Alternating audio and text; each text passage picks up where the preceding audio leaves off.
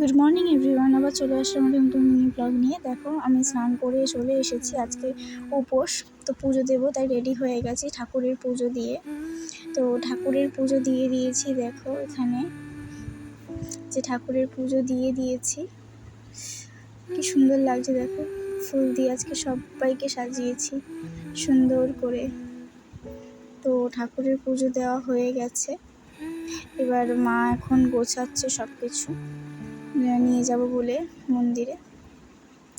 তো তাই জন্য আমি এখন এই ছোটো ছোটো ক্লিপগুলো তুলে রেখেছি, তোমাদেরকে দেখাবো বলে যে ঠাকুরের পুজোটা আমি কীভাবে দিয়েছিলাম।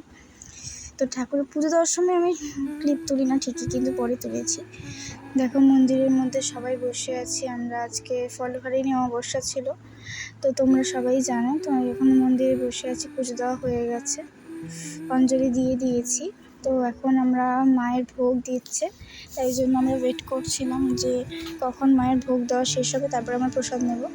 তো এই যে বাড়িতে চলে এসেছি, ঘুমিয়ে নিয়েছিলাম একটু।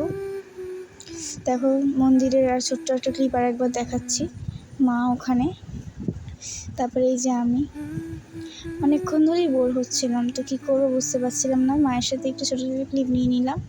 এ দেখো আমাদের মাকে আছে, কত সুন্দর লাগছে যে দেখো। তারপর আমি বাড়িতে এসে একটু জামা কাপড় গুছিয়ে নিয়েছিলাম, তারপরে এই জন্য খাওয়া দাওয়া হয়ে গেছে। তো আজকের জন্য টাটা, বাই।